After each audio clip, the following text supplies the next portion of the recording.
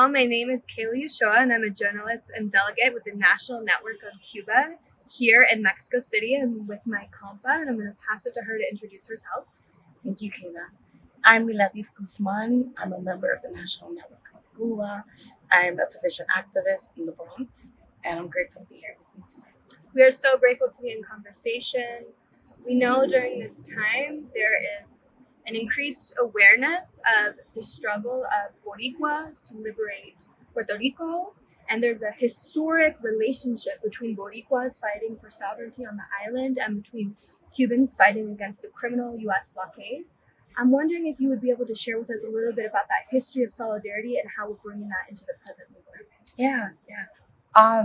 So Cuba and Puerto Rico are often expressed as two wings of the same bird. I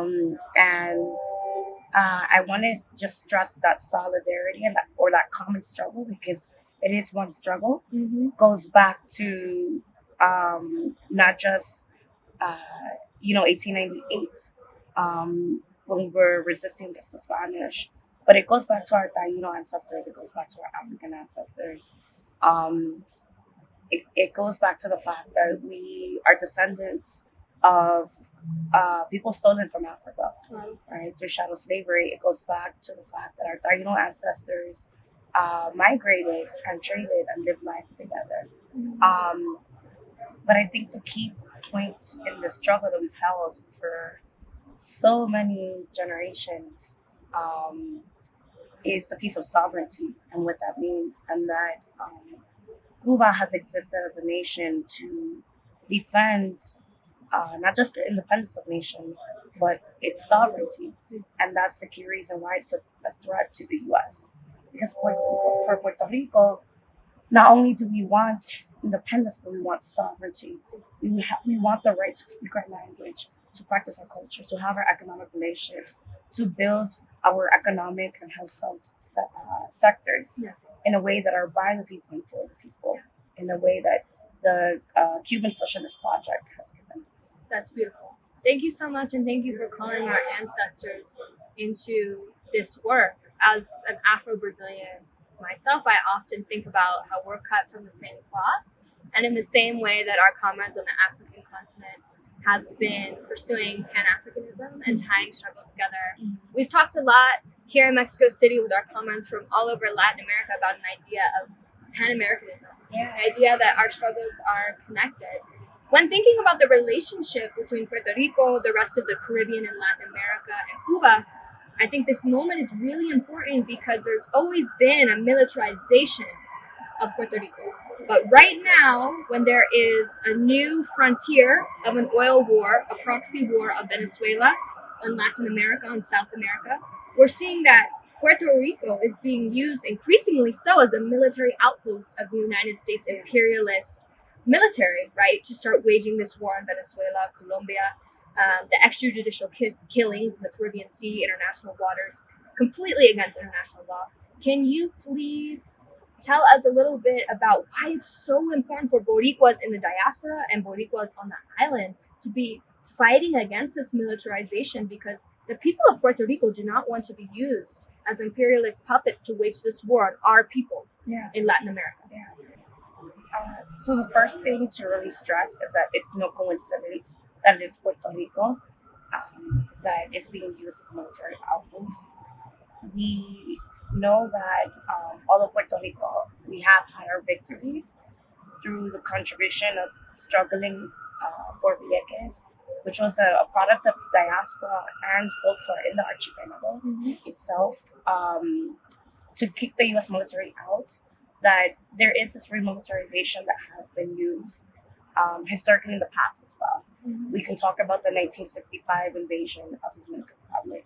We can give so many other examples throughout history that have come directly from Puerto Rico to other nations in the Caribbean, but also the rest of our Americas, as Martin said. I think that what's key about that it's not just Puerto Rico this U.S. intervention is coming out of, but it's important to focus that as we struggle forward with our siblings in Venezuela, with our siblings in Cuba, with our siblings all over our Americas, that we continue to focus on the fact that it will be our struggle. Yes. Yes. That's beautiful. And I also think we've seen here this week in Mexico City with delegates being sent from all over the continent, right? From Venezuela to Colombia to Puerto Rico to Cuba to our comrades here with us on our brigade from the United States of America and Canada. Really this emphasis of unity, a unified front. And I think I would love to hear your perspective on all of the benefits that Boricuas can gain from seeing themselves as part of the Latin American struggle, right? Because we have so much inspiration we can take from a country like Cuba that has really redefined what socialism, what communism, what sovereignty can look like in the face of the most brutal imperialist regime in the world, which is the United States. I think that a really interesting point from this conference was a redefinition or redefining of geopolitics that has happened.